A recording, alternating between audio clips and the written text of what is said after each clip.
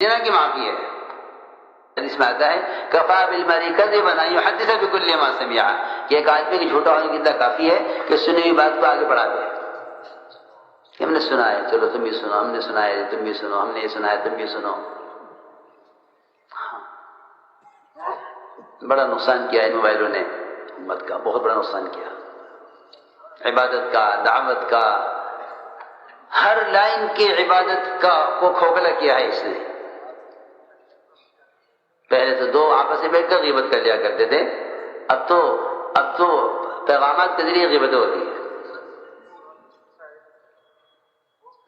جی ہاں، پیغامات کے ذریعے غیبت ہوتی ہے. ایک دنیا کی اس کونے میں بیٹھا ہے، ایک اس کونے میں بیٹھا ہے، دونوں بیٹھے ہیں دور دور، لیکن دونوں ایک مسلمان کا گوشت کھانے میں شریک ہیں. اس لیے کہ اللہ کے ہاں زنا کی بھی توبہ ہے مگر غیبت کی معافی نہیں ہے. زنا کی معافی ہے، غیبت کی معافی نہیں ہے. اللہ کے ہاں زنا کی معافی ہے، زنا کی معافی ہے. زنا کرنے والے کو آپ نے دیکھ کے فرمایا میں اپنی آنکھوں سے دیکھ رہا ہوں کہ وہ جنت کی نہروں میں نہا رہا ہے اور جنت کی نہروں میں غوطے کھا رہا ہے، میں اپنی آنکھوں سے دیکھ رہا ہوں. اور فرمایا وہیں غیبت کرنے والوں کو کہ میں تمہیں جہنم کی طرف جاتے دیکھ رہا ہوں. کہ غیبت کرنے والا جہنم کی طرف اور زنا کرنے والا جنت میں داخل ہو چکا ہے. یہ روایت میں ہے کہ وہ تو جنت میں غوطے کھا رہا جس سے زنا ہوا، اور غیبت کرنے والا کہ وہ جہنم میں. صحیح روایت ہے کہ میں دیکھ رہا ہوں کہ وہ جنت کی نہروں میں غوطے کھا رہا ہے. اس لیے فرمایا کہ غیبت سے اپنے آپ کو بچاؤ. مگر خیر اگر بات کرنی ہے تو لوگوں کے خیر اور صفات کے تذکرے کرو، کمزوری کے تذکرے مت کرو. اور جس کی غلطی کو سنو اس کی غلطی کی اچھی تعمیل کرو. تو کوئی بات یاد رکھو کہ امت کی اجتماعیت اچھی تعمیل سے ہی باقی رہے گی. جتنی بھی تنظیمیں ہیں، جتنے بھی دین کے شعبے ہیں، ان سب کی ذمہ داری ہے کہ یہ ایک دوسرے کی غلطی کی تعمیل کریں. مسلمان کی غلطی کی تحقیق کا حکم نہیں ہے، تعمیل کا حکم ہے. مسلمان کی غلطی کی تعمیل کا حکم ہے. تعمیل کسے کہتے ہیں؟ تعمیل کہتے ہیں ایسی بات کہنا مسلمان کے بارے میں، ایسی بات کہنا مسلمان کے بارے میں جس سے اس کا گناہ ثابت نہ ہو سکے. اس کو تعمیل کہتے ہیں. اس کو تعمیل کہتے ہیں کہ مسلمان سے گناہ ثابت نہ ہو، اس کو گناہ سے بچاؤ. گناہ سے بچانا یہی نہیں ہے صرف یہ گناہ نہ کرے، گناہ سے بچانا یہ ہے کہ اس نے گناہ کیا ہے اور گناہ ثابت نہ ہو سکے. ہاں اس سے گناہ ہو گیا مگر یہ گناہ ثابت نہ ہو، ایسی کوشش کرو. یہ حکم ہے کہ مسلمان کا جرم ثابت مت ہونے دو، مسلمان کا جرم ثابت نہ ہونے دو. میں تو عرض کرتا ہوں کہ یہاں تو خبر سن کر ثابت کر دیتے ہیں گناہ، اور صحابہ اور خود حضور اکرم صلی اللہ علیہ وسلم گناہ کا اعتراف کرنے والے کے گناہ کو بھی ثابت نہیں ہونے دیتے تھے. دو چیزیں الگ الگ ہیں. ایک مخبر ہے، خبر دینے والا، فلاں نے یہ کیا ہے، آپ یقین کر لیتے ہیں. اور ایک معترف ہے، خود اپنے بارے میں اعتراف کرنے والا، اپنے بارے میں اعتراف کرنے والا، اور آپ ثابت نہیں ہونے دے رہے. معاذ بن مالک اسلمی نے 4 مرتبہ کہا میں نے زنا کیا، میں نے زنا کیا، میں نے زنا کیا، میں نے زنا کیا. آپ ہر مرتبہ ان سے روک لے کے جاؤ، زنا تم نہیں جانتے کیا ہے، تم نے زنا نہیں کیا. ایک صحابی نے کہا میں نے زنا کیا، فرمایا نہیں، تم نے پیار کیا، تم نے ہاتھ لگایا عورت کو، تم نے زنا نہیں کیا، تم اس کو زنا سمجھ رہے ہوں گے، آپ کے اشارے کو زنا ہوتا ہو، تم نے زنا نہیں کیا. ہو گئے میں نے زنا کیا ہے. آپ معترف کے زنا کو ثابت نہیں ہونے دے رہے. یہاں جھوٹی خبر پر آدمی زنا ثابت کر لیتا ہے. عجیب بات ہے.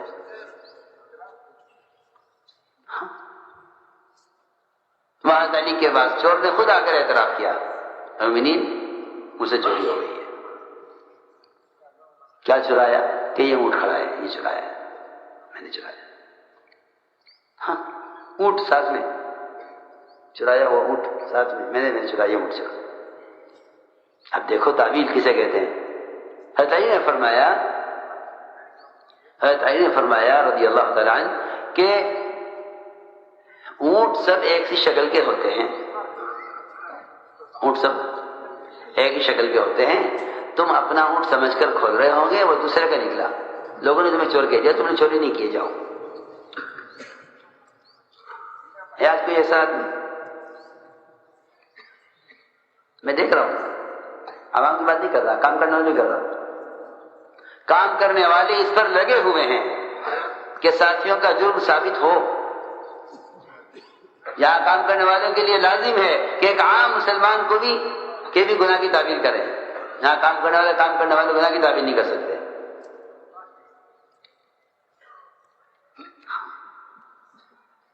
ہمارا ماحول ہے یہ،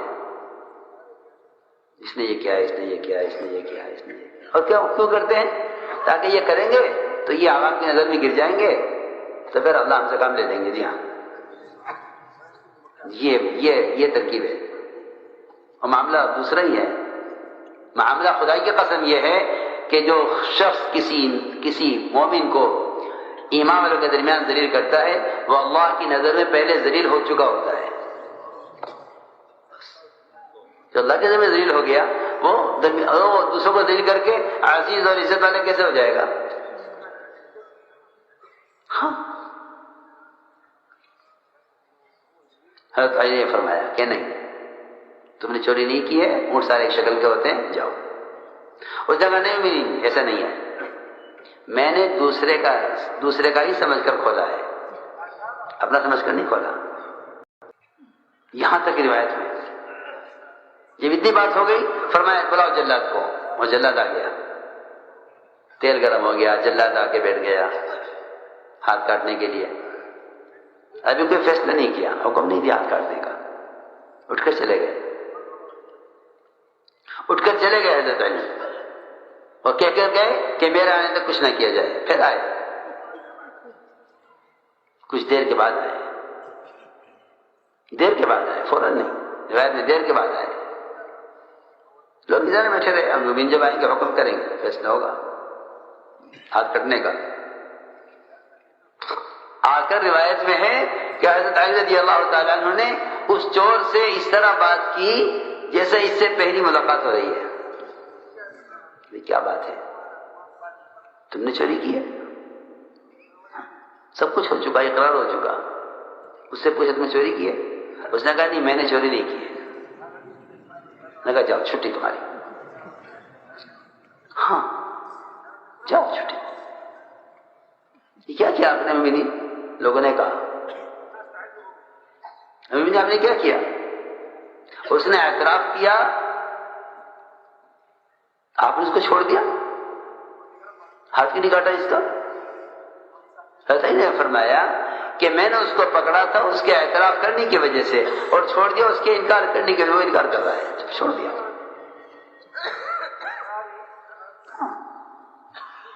میں نے پکڑا تھا اس کو اس کے اعتراف کرنے کی وجہ سے، چھوڑ دیا اس کے انکار کی وجہ سے۔ یہ سبق، یہ طریقے سکھلائے گئے ہیں کہ مسلمان کے فعل کی تعویل کرو، مسلمان سے درگزر کرو۔ جب بھی صحابہ کو غلطی ہوتی، حضور اکرم صلی اللہ علیہ وسلم اپنے ایسے صحابہ جو چاہتے تھے بدلہ لینا، جو چاہتے تھے پکڑ کرنا، ان کو آپ بتاتے تھے نہیں نہیں نہیں، ایسا مت کرنا، دیکھو یہ فلاں ہیں، یہ فلاں ہیں، ان کی یہ قربانی ہے، ان کی یہ قربانی ہے۔ حضرت نعمان ایسے مذاقی تھے، حضرت عثمان کا سر پھاڑ دیا مذاق میں ہی۔ ایسے مذاقی تھے کہ حضرت ایک صحابی کو غلام بنا کے بیچ دیا، لیکن جب بھی کہا جاتا تھا کہ نعمان سے بدلہ لو، کہ نہیں، بدلہ نہیں لینا، کیونکہ یہ بدری صحابی ہے، یہ بدری صحابی ہے۔ حضرت حاطب نے مکے والوں کو خبر کی کہ حضور اکرم صلی اللہ علیہ وسلم تم پر حملہ کرنے والے ہیں، یہ بہت بڑی غلطی ہے۔ آپ کا راز فاش کیا مشرکین پر۔ جب بلا کر پوچھا آپ نے کہ ایسے کیوں کیا، یعنی میری کمزوری ہے، میرے بچے وہاں ہیں، ان کی حفاظت کے لیے میں نے مشرکین پہ احسان کیا ہے، ورنہ اسلام کو کوئی نقصان ہو نہیں سکتا، اللہ کی مدد حق ہے آپ کے ساتھ، اللہ کی مدد آپ کے ساتھ حق ہے، اسلام کو نقصان ہوگا نہیں، میں نے مشرکین پر احسان کیا ہے ان کو خبر کر کے، تاکہ میرے بچے کی وہاں حفاظت کر لیں۔ آپ نے ان کی اس کمزوری کو اتنے بڑے جرم کے مقابلے میں قبول کیا، حضرت عمر نے تلوار نکال لی، اجازت دیجیے میں اس منافق کو قتل کر دوں۔ حضرت آپ نے فرمایا عمر تم اسے منافق کہہ رہے اور اسے قتل کرنا چاہ رہے؟ حالانکہ یہ تو بدری صحابی ہیں، یہ بدری صحابی ہیں۔ اللہ فرماتے ہیں اعملوا ما شئتم قد غفرت لكم، اے اہل بدر تم جو چاہو کرو میں تمہیں معاف کر چکا۔ یہ سب ہمارے لیے اصول ہیں، اگر ان کی پابندی نہیں ہوگی تو اجتماعیت نہیں ہے، اجتماعیت نہیں ہے تو اللہ کی مدد نہیں ہے۔ اس لیے ہمیں چاہیے کہ ساتھیوں کی غلطیوں کی اچھی تعویل کریں اور ساتھیوں کے مقام کو پہچانیں اور ساتھیوں کو لے کر چلیں۔ اللہ کو استغنا پسند نہیں ہے، مشرکین سے بھی استغنا پسند نہیں ہے، تو امام استغنا کیسے ہو سکتا ہے؟ استغنا کا مطلب یہ کہ لاپرواہ ہونا لوگوں سے، کہ نہیں آتے مت آؤ جاؤ اپنا کام کرو، ایسا نہیں۔ سب کو لے کر چلو، سب کو لے کر چلو ہر قیمت پر، سب کو لے کر چلو ہر قیمت پر، استغنا نہیں، سب کو لے کر چلو۔ صحابہ کرام کا ایسا مزاج تھا ساتھیوں کو لے کر چلنے کا۔ عیاش بن ابی ربیعہ انہوں نے ہجرت کر لی مکہ مکرمہ سے حضرت عمر کے ساتھ۔ جب وہاں پہنچے مدینہ منورہ تو مکے میں خبر پھیلی کہ عیاش بھی نکل گئے، تو دو آدمی انہوں نے مکہ مکرمہ سے سفر کیا مدینے کی طرف، اس ابو جہل بھی تھا۔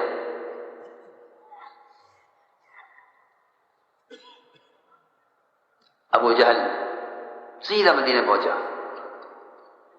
اور جا کے کہا عیاش تمہاری ماں نے قسم کھائی ہے وہ مکے کی گرمی میں بیٹھی رہے گی پہاڑوں پر، اس گرمی میں مر جائے گی اور سر میں کنگھی نہیں کرے گی جب تک تمہیں نہیں دیکھ لے گی، تم واپس چلو۔ یہ ماں کی کیونکہ ساتھی ساتھیوں کو کام سے توڑتے ہیں، ان کو یعنی ان کو برے حالات سے ڈرا کر دیکھو یوں ہو جائے گا، دیکھو یوں ہو جائے گا، دیکھو یوں ہو جائے گا، چلو چھوڑو، یوں ہو جائے گا، دیکھو ایسا ہو جائے گا۔ نہیں، ہم آپ فرماتے تھے کہ اگر حالات نے کام چھوڑ دیا تو اس سے برے حالات اور اس سے بڑے اس سے زیادہ فتنوں کے اندر پڑو گے،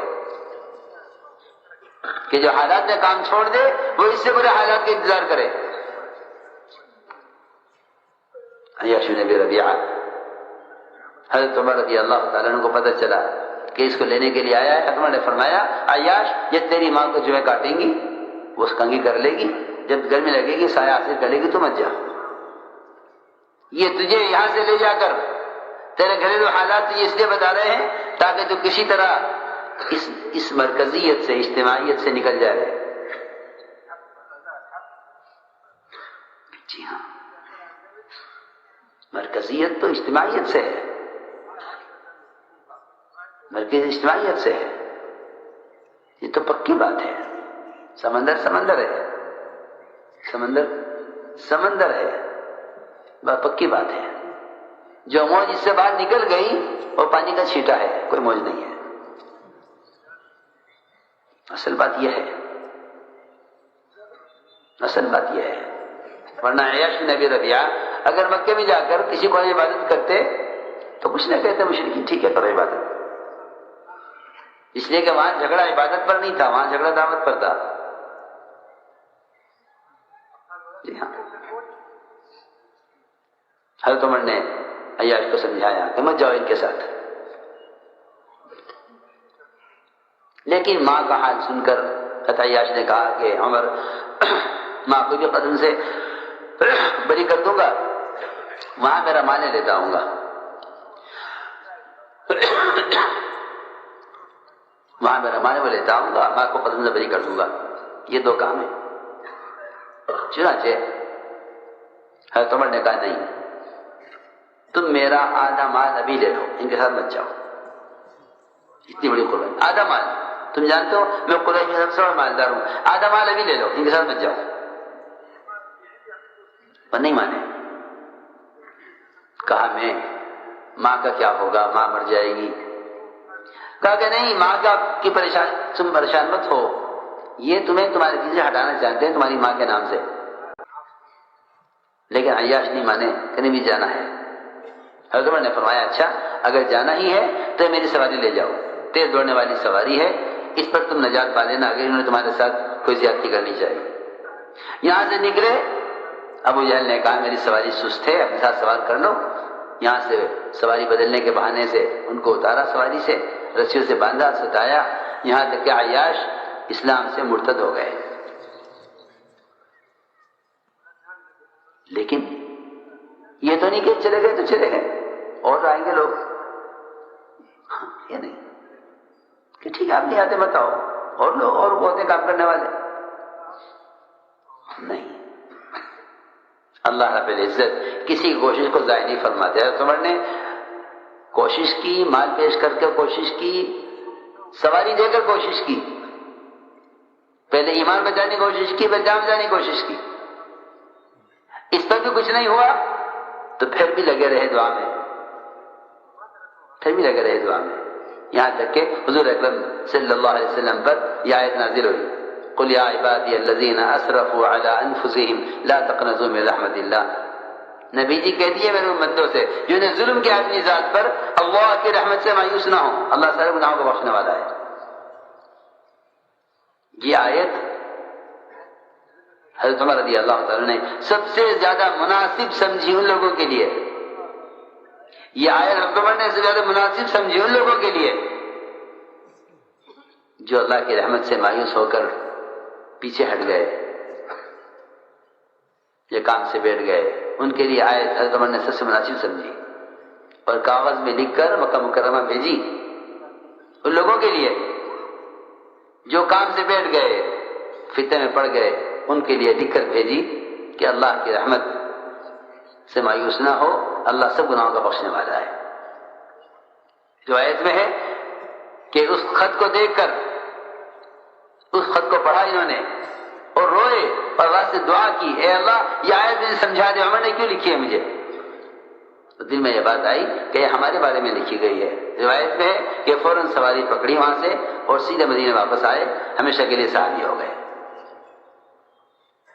تو میں نے تو اس واقعے سے عرض کرنا یہ تھا کہ ساتھیوں کو لے کر چلیں۔ دیکھو میرے دوست عزیزو،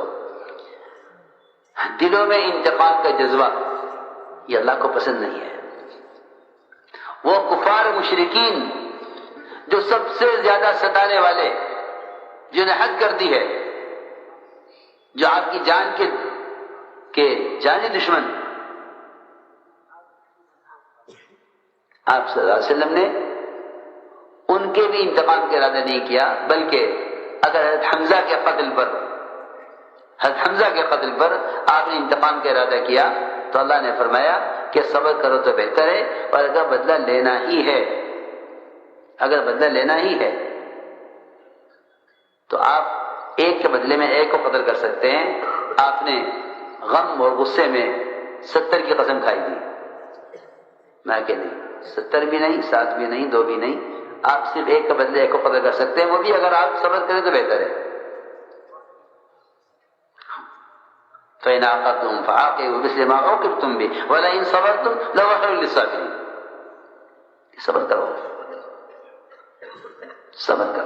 صبر کرو۔ غیروں کی اذیت کے مقابلے میں صبر کا حکم ہے، تو اپنوں سے انتقام کا جذبہ کیسے ہو سکتا ہے؟ جب غیروں کے مقابلے میں، ستانے والوں کے مقابلے میں صبر کرنے کا حکم ہے، تو پھر اپنوں سے انتقام کا جذبہ کیسے ہو سکتا ہے؟ کہ انتقام کا جذبہ یہ اچھا جذبہ نہیں ہے۔ اس لیے فرمایا کہ سب سے بنیادی چیز کام میں صبر ہے، اور واقعی صبر ہی ہے جس کام میں چلائے گا۔ جہاں کام کرنے والے صبر چھوڑ دیں گے وہاں ان کا سفر ختم ہو جائے گا، ان کا سفر وہاں ختم، جہاں ان کا صبر ختم۔ جی ہاں، یہ صبر گاڑی کے پیٹرول کی طرح ہے، جہاں تک تیل ہوگا وہاں تک گاڑی چلے گی۔ اس لیے صبر کی کوئی مدت نہیں ہے، صبر کی کوئی مدت نہیں ہے۔ ساتھی کہتے کب تک صبر کریں؟ کہ صبر کی کوئی مدت نہیں ہے، کب تک صبر کریں؟ حضور اکرم صلی اللہ علیہ وسلم نے ابو ذر غفاری سے فرمایا تھا کہ تم صبر کرتے رہنا یہاں تک کہ ہم سے آ کر قیامت میں مل لینا، حوض کوثر میں ملاقات ہوگی۔ پوچھا کب تک صبر کروں؟ کتنے سال صبر کروں؟ کہ صبر تو اس راستے میں چلنے کا ایندھن ہے، صبر اس راستے میں چلنے کا ایندھن ہے، جیسے گاڑی کا ایندھن ہوتا ہے پیٹرول تیل، وہ چلائے گا گاڑی کو۔ اور یاد رکھیں میری بات یہ کہ جب تیل ختم ہو جاتا ہے گاڑیوں کا تو پھر یہ دھکے سے چلتی ہے، ختم ہو جاتا ہے گاڑیوں کا تو پھر یہ دھکے سے چلتی ہے۔ پھر یہ ہاں، جب گاڑی کا پیٹرول ختم ہو جاتا ہے تو پھر یہ دھکے سے چلتی ہے، یہ سیدھی بات ہے۔ حضرت عمر فرمایا کرتے تھے کہ اگر تم نے اس کام کو خود نہ کیا اور تمہیں دھکے سے چلایا گیا، سنو حضرت عمر کی بات، تم نے اس کام کو اپنا کام نہ بنایا اور تمہیں دھکے سے چلایا گیا تو پھر یاد رکھو کہ میں بعد والوں کو تم سے آگے لاؤں گا، بعد والوں کو تم سے آگے لاؤں گا۔ حضرت عمر کا قول ہے کہ پھر میں تمہارے جوانوں سے اور تمہارے بعد والوں سے، تمہارے چھوٹوں سے کام لوں گا اگر تم نے کام پورا نہ کیا۔ اور یہ تو اللہ تعالیٰ نے خود فرما دیا، صحابہ کے بارے میں فرمایا ان تتولوا یستبدل قوما غیرکم، تم نہیں کرو گے تو ہم کام دوسرے سے لیں گے۔ یہ تو براہ راست اللہ فرما رہے ہیں صحابہ کے بارے میں، ان تتولوا یستبدل قوما غیرکم۔ تتولوا کا مطلب یہ ہے کہ اگر تم نے کام کے تقاضوں سے جان بچائی، یہ نہیں تم نے اگر نماز نہ پڑھی، ذکر نہ کیا، تلاوت نہ کی تو میں دوسروں کو لاؤں گا جو ذکر و تلاوت کریں گے، نہیں، یہ بات نہیں ہے، یہ بات نہیں ہے۔ بلکہ قرآن کی آیتوں پر غور کرو کہ جہاں یہ باتیں فرمائی ہیں اللہ تعالیٰ نے ان تتولوا یستبدل قوما غیرکم، وہاں دعوت کے تقاضوں سے جان چرانے والوں کے بارے میں فرمایا ہے، دعوت کے تقاضوں سے جان چرانے والوں کے بارے میں فرمایا ہے کہ اگر تم نے ان دعوت کے تقاضوں سے جان بچائی تو ہم تمہیں ہٹا کر دوسروں کو لائیں گے، ثم لا یکونوا امثالکم، پھر وہ تمہارے جیسے نکمے نہیں ہوں گے۔ یہ ترجمہ کیا ہے مفسرین نے، مفسرین نے یہی ترجمہ کیا ہے، ثم لا یکونوا امثالکم، پھر وہ تمہارے جیسے نکمے نہیں ہوں گے۔ اس لیے میری آپ سے درخواست ہے، سب سے پہلے اپنی ذات کے لیے، پھر آپ سے بھی عرض کرتا ہوں کہ اس کام میں آگے بڑھنے کا تعلق، اس کام میں آگے بڑھنے کا تعلق کسی شورا سے، کسی امیر سے، کسی پرانے سے، یا کسی باحیثیت آدمی سے، یا کسی باحیثیت آدمی کے سہارے سے اس کام میں آگے بڑھنے کا کوئی راستہ نہیں ہے۔ اس کام میں آگے بڑھنے کا تعلق صرف دو چیزوں سے ہے، صرف دو چیزوں سے ہے، اخلاص اور قربانیاں۔ معاملہ ہر ایک کا معاملہ براہ راست اللہ کے ساتھ ہے، راتوں کی عبادت سے، صفات اور اخلاص سے اپنے آپ کو اللہ کے یہاں قبول کروا لو تو حدیث میں آتا ہے کہ ایسے لوگوں کے لیے آسمان سے قبولیت کا اعلان ہوتا ہے جو زمین پر اتارا جاتا ہے۔ روایت میں ہے سمیت اور قبول فلاؤ کہ ایسے لوگوں کی قبولیت آسمان سے اتار دی جاتی ہے۔ یہ سیاسی طریقہ ہے کہ زمین سے قبولیت کی کوشش کی جائے، یہ سیاسی طریقہ ہے کہ زمین سے قبولیت کی کوشش کی جائے کہ ان کی قبولیت آسمان کی طرف چڑھتی نہیں ہے۔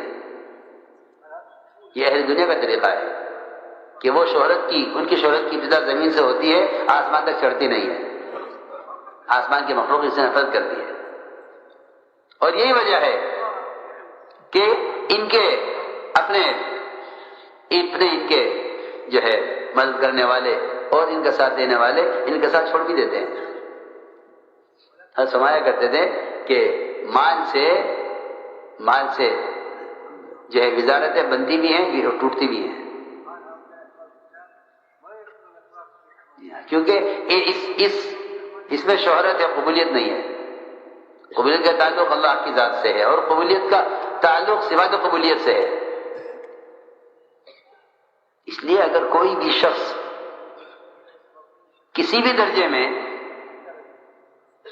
کسی مخلوق سے اس بات کی امید رکھے کہ یہ مجھے آگے چلنے کے لیے سہارا دے دے، تو اس کے مردہ ہونے کے لیے اتنا کافی ہے. اس کے مردہ ہونے کے لیے اتنا کافی ہے. کیونکہ یہ روایت میں کہ مردہ ہی کہتا ہے مجھے آگے بڑھاؤ، مجھے آگے بڑھاؤ، خود کیوں نہیں آگے بڑھتے؟ روایت میں وہ جنازہ کہتا ہے قدمونی قدمونی، مجھے آگے بڑھاؤ، مجھے آگے بڑھاؤ. کیوں خود کیوں نہیں بڑھتا؟ کہ مردہ ہے، اور مردے سارے کندھوں میں جاتے ہیں کہ ان کو سپورٹ کیا جاوے، ان کو سہارا دیا جاوے. جی ہاں، کہ مجھے سہارا دو. کہ کیوں سہارا دیں آپ کو؟ کہ سہارے کا محتاج ہونا مردے کی کیا علامت ہے؟ جی ہاں، اپنے اللہ کے تعلق کو بڑھانا، اپنی قربانی سے آگے بڑھنا، یہ زندہ آدمی ہے، اپنی کوشش سے آگے بڑھے. یہ کیا کوئی کسی کو سہارا دے دے؟ اس کی ضرورت ہی نہیں ہے. کیونکہ جو اللہ کے یہاں مقبول ہے اسے کسی کی تائید کی ضرورت نہیں ہے، جو اللہ کے یہاں سے مردود ہے اسے کسی کی تائید سے کیا فائدہ ہے؟ سیدھی بات ہے. اگر کوئی کسی کی تائید کر دے تو اس سے مقبول نہیں ہو جائے گا وہ.